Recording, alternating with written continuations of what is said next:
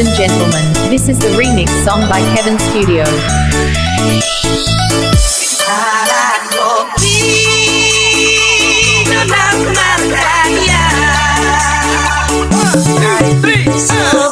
Kenapa gerakan cegah stunting di tahun 2023 harus kita laksanakan?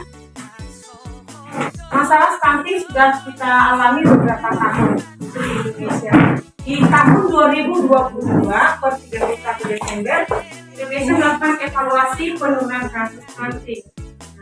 Secara nasional, kasus stunting di Indonesia sudah turun namanya, ada di angka 21,1%. Begitu juga dengan tingkat provinsi, terjadi penurunan kasus stunting yang sangat baik. Masuk ke tingkat kabupaten kota, khususnya untuk Kabupaten Toba, penurunan kasus stunting di Toba itu tidak turun, masih tetap berputar di angka 24%. Ini yang menjadi pertanyaan dari pusat dan provinsi. Ada apa dengan Kabupaten Toba? Mengapa begitu sulitnya kasus stunting turun di daerah itu? Edukasi bahaya stunting belum begitu sampai dengan baik kepada semua lapisan masyarakat. Oleh karena itu kami diamanahkan kembali turun ke semua desa untuk menginformasikan apa itu stunting dan apa bahaya jangka panjang. Biasanya mungkin sudah ada yang tahu stunting itu apa, karena sudah dengar. Kata kunci stunting itu gagal tumbuh, gagal. Tubuhnya gagal bertumbuh akibat kurangnya pemenuhan gizi yang sesuai dalam jangka waktu yang sudah panjang. Tubuhnya gagal bertumbuh akibat sering terpapar infeksi secara berulang atau semisal. Kalau ciri-cirinya diukur panjang badannya lebih pendek dibanding teman sebayanya. Biasanya ibu-ibu yang punya bayi balita pas pulang dari posyandu itu bisa lihat di buku KIK-nya. Kalau titik-titik itu diletakkan oleh ibu kader di bawah garis merah, itu artinya anak ibu masih kurus stunting. Ya, ibu bisa lihat grafik paling belakang itu biasanya. Itu dia. Penyebabnya biasanya diawali dari siklus hidup ibunya ketika ibunya masih remaja. Banyak remaja yang anemia, dia tidak sadar dirinya anemia, lemas, lesu, lunglai. Dia pikir biasa anak remaja, anak gadis lemas-lemas. Mungkin mindset kita pun masih seperti itu. Ya, ternyata anemia di masa remaja berdampak panjang pada keturunan si remaja tadi. Dia tumbuh menjadi wanita dewasa, punya kesempatan hamil. Anaknya sangat berisiko stunting 23%. Belum lahir saja, anak itu sudah berisiko 23% kalau itu hamilnya. Makanya kami selalu bilang, ibu hamil, kalau hamil wajib periksa kadar hemoglobin darah. Ya kan ingat? Wajib. Jadi kalau hemoglobinnya rendah, semen, obat darah, dan biasanya dianjurkan banyak makan makanannya mengandung nutrisi, telur dari daging atau bayam-bayam. Stunting bisa muncul akibat dari ibunya tadi apa? Gizi. Pola makan balita yang masih seperti ini yang menginang. Harusnya 0 sampai 6 bulan makanan seorang bayi itu hanya gizi saja. Ya, kita tahu, tapi walaupun sudah tahu masih tetap banyak yang melanggar aturan itu. Makanan terbaik makanan anak manusia 0 sampai 6 bulan hanya ASI saja. Ya, harapan kami bapak-bapak yang hadir di sini mungkin bisa ingatkan kalau istrinya masih ada rencana hamil atau mungkin punya taruh main, begitu anak lahir 0 sampai 6 bulan sudah tawar kali. Nah, sudah ditentukan oleh Tuhan makanan terbaik anak manusia, kecuali ada kejadian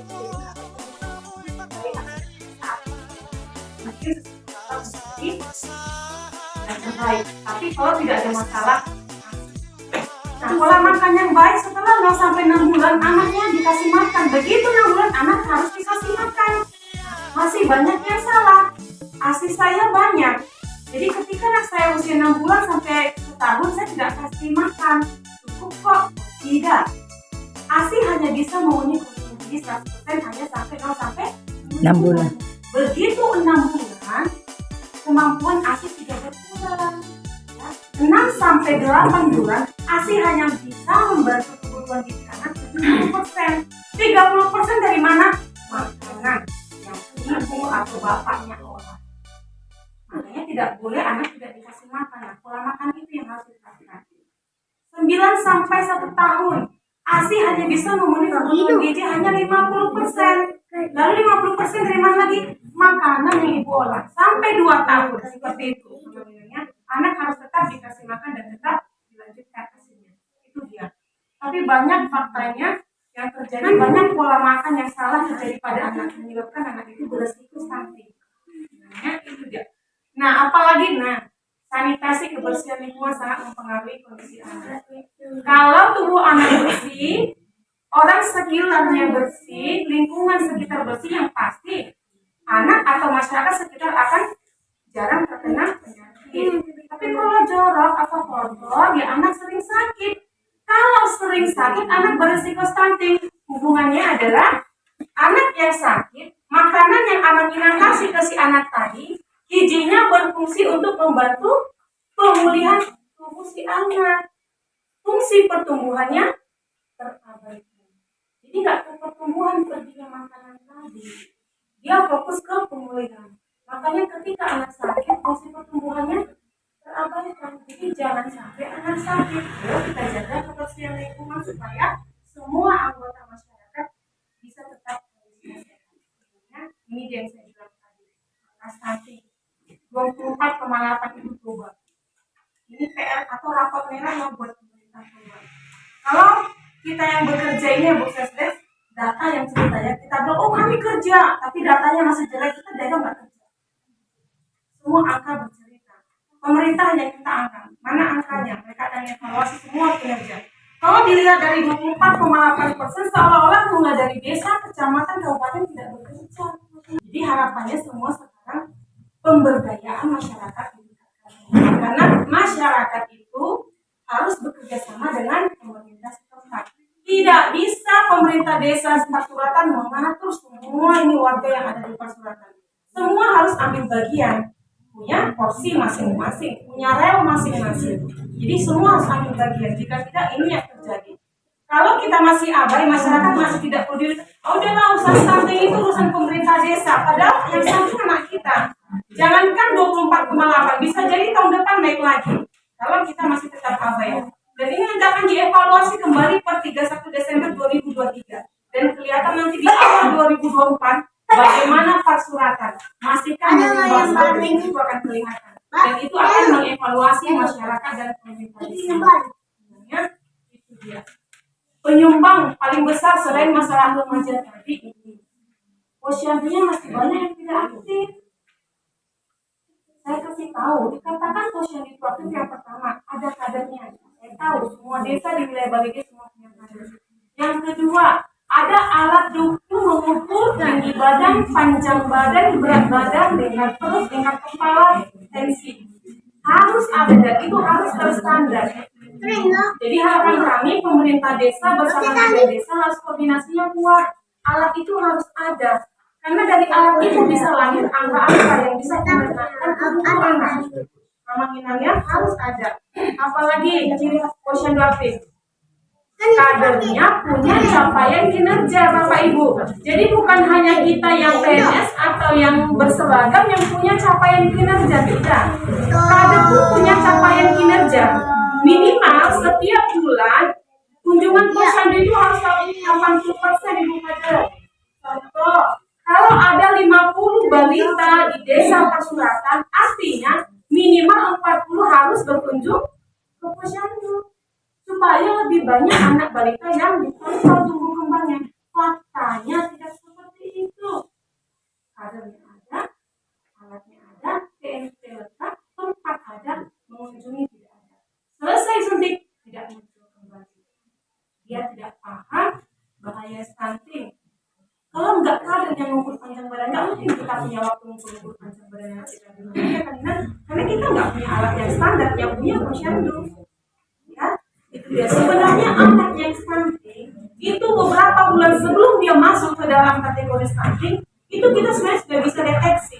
Kalau kita jeli, Kalau kader BKB, kader posyandu, ibu yang punya bayi balita jeli, jauh hari ini sudah terdeteksi. Biasanya ciri-cirinya beberapa bulan dia tidak naik-naik berat badannya. Itu bisa dilihat dari grafik. Makanya saya selalu bilang, ibu yang di langkah pencatatan mohon tuliskan hasil penimbangan dan pengukuran panjang badan bayi balita. Nah, yang di langkah 4 penyuluhan informasikan hasil pemantauan ibu. Jadi tiap bulan itu harus kelihatan naik atau tetap. Kalau tetap 3 bulan berturut-turut, hati-hati. Yang di langkah penyuluhan ibu BKB bisa kasih tahu keluarganya, Pak Ucap, ini si Ucap 3 bulan berturut-turut berat badannya seperti nggak naik-naik loh. Dan panjang badannya kalau kita lihat nih, tunjukkan grafiknya. Kurang kan naiknya ke atas, hati-hati. Memang saat ini dia belum masuk kategori stunting, tapi ini sangat beresiko. Karena ketika seorang anak masuk ke kategori stunting, untuk bisa pulih tidak mudah. Karena itu bukan penyakitnya akibat kuman atau bakteri tidak. Itu penyakit yang lama. Jadi kalau sudah masuk kategori stunting, sulit pulihnya Bapak Ibu. Jadi jangan biarkan anak kita masuk ke sana. Selain sulit pulih, dampaknya besar. Ya. Anak yang stunting, ada satu organ yang tidak bisa bertumbuh dan berkembang. Ada yang tahu organ apa yang tidak bisa bertumbuh dan berkembang? Organ otaknya. Jadi kita jangan fokus sama badannya. Jadi kalau masih ada mindset warga seperti ini, biarlah pendek ibu bidan dulu tambah. Pendek pun tidak apa-apa. Enggak, bukan masalah perkara pendek. Nanti ketika itu remaja, kita leskan aja dia nanti di kolam renang, ini badannya. Tapi bukan perkara panjang badan, tapi ada satu organ otak tidak bertumbuh dan berkembang dengan badan. Ini tidak bisa mundur ke belakang. Dan tidak ada cerita pemulihan. Ketika anaknya sudah remaja 14 tahun, nggak ada cerita lagi. Kalau remaja 14 tahun, panjang badannya bisa dipulihkan, nggak bisa. Suruh aja renang, suruh olahraga lompat basket, tinggi. Tapi tidak dengan organ otaknya. Nah, ketika bicara tentang organ otak, itu bicara tentang tingkat kecerdasan. Banyak kita kasih anak kita makan, tapi anaknya stunting, sama saja. Ya, saya yakin semua orang tua ingin anaknya cerdas. Nah, munculnya tidak sekarang, nanti ketika dia masuk usia produktif atau mulai sekolah, itu biasanya tanda-tanda stuntingnya akan lebih kelihatan dampaknya. Biasanya dia susah fokus. Sebenarnya, kalau diajarin gurunya orang 2 kali cukup, dia sampai 2 kali sulit nangkepnya. Kenapa? Ada keterlambatan pertumbuhan otaknya tadi waktu dia balita. Dan banyak ini keluarga yang tidak sadar. Nah, ketika mereka masuk ke sekolah, ambil rapor, nilai merah dicubiti. Ya, kita kadang orang tua hanya tahu mengevaluasi anak. Kita nggak evaluasi diri. Apa yang sudah saya lakukan ketika dia berusia 5 tahun? Sudahkah semua keluarga memberi hak seorang anak pemenuhan gizi yang seimbang? Itu hak anak, loh. Ya, itu hak anak. Kewajiban kita memenuhi kebutuhan gizinya supaya nanti ketika dia masuk dalam usia sekolah, usia bekerja, dia memang menjadi orang-orang yang mumpuni, bisa bersaing dan bisa mengharumkan nama keluarganya. Ya, jangan hanya mudah kita kasih sama anak, kita pun tidak bisa memudai diri kita sendiri. Itu keluarga yang sekarang. Ya. Nah, ibu hamil ada hadir beberapa di sini. Kami akan kembali selama hamil minimal 6 kali harus periksa, ya, ke tenaga kesehatan. Dari 6 kali, 2 kali wajib ke dokter untuk USG. Silahkan datang ke puskesmas gratis. Bawa buku PIN-nya saja dan bawa fotokopi KTP atau kakak pasien yang dilayani. Wajib ditunjuknya. Nah, yang terakhir ini banyak kader belum mumpuni. Ini betul. Saya ini nggak bisa bantah. Karena saya sudah sering turun ke semua posyandu. Ada 40 posyandu di wilayah kerja tanda kutip dari 22 desa 5 kelurahan. Memang betul, masih banyak kader yang tidak mumpuni. Namanya ada, orangnya ada. Ketika kita tes pengetahuan tentang pekerjaannya di posyandu, banyak yang belum paham. Harapan kami kembali, ayo kader yang ada, kalaupun tidak ada sarana untuk pelatihan, kan banyak bertanya lebih baik. Ketika ada petugas turun, silakan ditanya. Ini ada Bu Bidan, tanya. Kalau Bu Bidan yang tidak paham, beliau bisa tanya ke saya. Jadi seperti itu. Jangan sudah canggih ya, kan tinggal WA aja kalau nggak paham. Semua punya Android, tinggal klik di Google. Bagaimana anak seperti ini? Ya, khusus kader BKB saya sangat fokus untuk ini. Sebenarnya kader BKB sekarang gerak cepatnya sangat diminta untuk kasus stunting. Ya, kemungkinan keluarga balita. Disinilah adik kita diperlukan luar biasa. Kalau mungkin sebelum stunting muncul, mungkin yang lebih eksis itu pada posyandu. Tapi kalau sekarang harus bertambah pada BKD. Tugas ibu terpanggil untuk membina keluarga yang berkebutuhan khusus ini. Yang ada anaknya stunting. Di Pasuratan per April 2023 ada 7 anak masuk kategori stunting. Ya, itu banyak. 7. Ya. Apakah memang 7 anak ini jarang ke posyandu? Tidak terdeteksi oleh ibu kader yang sudah berjumlah 17 orang? Saya rasa cukup banyak sebelum bisa punya 17 kader. Tapi masih banyak dari desa Pasuratan yang masuk dalam kategori stunting. Kawan saya Bu BKB tahu siapa anak yang 7 ini. Kalau tidak tahu saya juga bingung. Kenapa? Kami pun tahu sebenarnya dari ibu. Ya, sebenarnya orang yang pertama tahu soal anak stunting itu adalah kader, bukan petugas kesehatan. Kami di puskesmas. Kenapa saya bilang kader? Karena kader yang menimbang dan mengukur. Kader yang punya angka. Dikirim oleh ibu bidan, diolah di aplikasi. Ibu kader bisa tahu anak itu sakit tanpa masuk di aplikasi. Dari mana? Buku Pak Ian tadi. Pemerintah sudah setting di bukunya sebagus mungkin. Kalau ibu kader cilik, kalau pas ibu letakkan dia di garis merah, aduh. Ibu lah orang pertama yang tahu anak itu sakit. Bukan petugas kesehatan. Kalau kami sudah terkumpul data, baru kami olah ke aplikasi. Jadi orang pertama yang paling tahu itu ibu dan keluarga. Ketika kalau memang keluarga itu saat itu langsung dieksekusi, dikasih tahu Pak Uco, ini si Uco, ayo kami isi tadi buku PIN-nya, kami naikkan angkanya, tadi panjang badannya ikut kasih dia ada di bawah garis merah Pak Uco. Tapi ya saat itu Pak Uco itu sudah tahu anaknya sakit. Kalau memang seperti itu diperlakukan di posyandu, ya. Tapi banyak tidak seperti itu. Nah, harapan saya ini evaluasi juga untuk para kader. Jadi evaluasi bagaimana stunting ini bisa nanti turun di tahun 2024. Ada 7 anak. Ini per April. Saya nggak tahu sekarang harapan kita turun. Jangan nambah lagi. Ini ada 7 anak masuk dalam kategori stunting di desa Pasuratan. Namanya HBS. Kaitannya adalah masalah kesehatan apapun, bukan hanya stunting. Mau itu COVID-19, mau itu polio, perilaku hidup bersih dan sehat merupakan senjata semua masyarakat untuk mengurangi dampak dari semua masalah kesehatan. Tapi faktanya kita tahu, tapi memang sudah kita tahu. Karena yang masih banyak orang bikin lelucon. Ya, aturan dibuatkan untuk dilanggar katanya. Dia tidak tahu ketika dia melanggar membahayakan diri dan orang sekitar. Sebenarnya itu dia. Ada ABCDE. Nah, mulai tahun lalu pemerintah buat strategi bagaimana caranya ya untuk mencegah stunting ini mudah dipedomani oleh semua masyarakat. Buatlah begini. ABCDE singkat-singkat kata-katanya. Supaya gampang dibaca dan mau dibaca. Karena memang banyak budaya baca Indonesia masih kurang. Kalau dibikin panjang-panjang dan dicari lagi. Diberempe dong. Ya kalau ibu pernah lihat kalau pergi ke SPBU dekat Bank BNI, sebelah kanan ini besar ini pamfletnya. Kemanapun kita pergi kabupaten, saya pernah jalan-jalan ke Dolok Sanggung, terpampang besar. Sebesar harapan bagi pemerintah Indonesia saat ini bisa tuntas. Aktiflah minum tablet tambah darah untuk remaja putri dan ibu hamil. Jadi nggak ibu hamil aja yang tablet tambah darah ya. Remaja putri mulai 10 sampai 19 tahun wajib minum tablet tambah darah 1 tablet setiap minggu. Kalau ibu hamil tidak setiap hari selama hamil. Ya, jangan putus. Ya, itu dia. Yang B, ibu hamil ayo teratur periksa kehamilan. Kalau 6 kali 2 kali sudah terdaftar 4 kali, malas sekali bu ke puskesmas agak jauh. Silakan ke bidan boleh. Yang penting tenaga kesehatan yang profesional. Yang C, cukupi konsumsi protein hewani.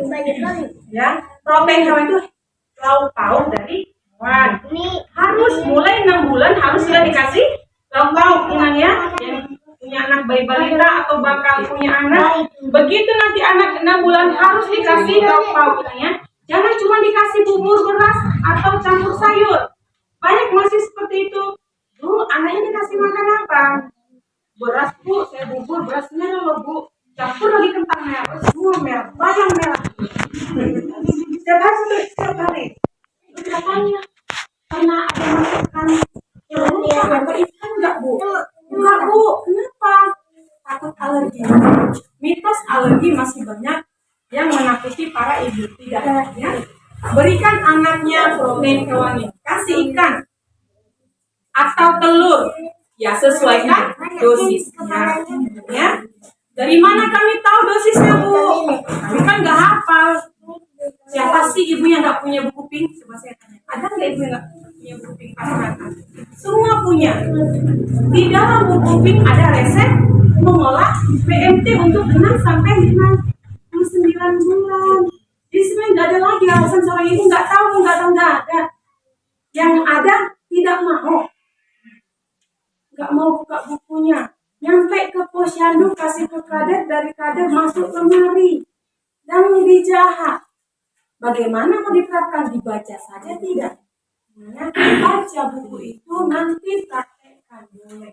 Ya, yang D datang ke posyandu setiap bulan, dan yang E terakhir harapan kita eksklusif air susu ibu selama 6 bulan. Harapannya mengingat edukasi yang singkat ini bisa nanti kita sampaikan ke teman-teman kita yang bisa hadir 2024, semua anak desa Pasuratan masuk dalam kategori generasi bebas stunting. Itu doa kita bersama. Harus kerja keras. Nggak bisa hanya berdoa, harus berusaha. Semua harus kerja, ambil bagian. Pemerintah desa, kader, ibu bidan desa, puskesmas, masyarakat semua harus ambil bagian. Nanti kelihatan kerjasama kita semua. Betul nggak semua kerja? Di 2024 akan kelihatan apakah 7 anak yang tadi bisa pulih dengan pelan-pelan. Mungkin tidak bisa pulih semua, tapi setidaknya angkanya berkurang. Dan jangan lagi ada kas baru. Analogi doa moral dia,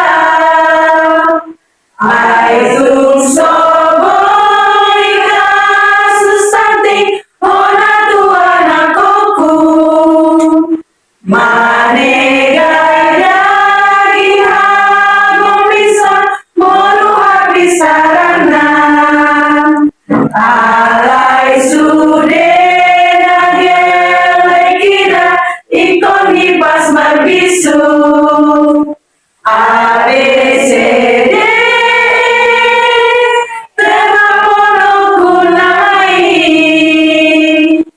aktif minum teh si tablet tambah darah bagi remaja putri dan bumil. Bumil harus selalu periksa kehamilan minimal sebulan 6 kali. Cukupi konsumsinya si protein hewani, telur ikan daging sejenisnya. Datanglah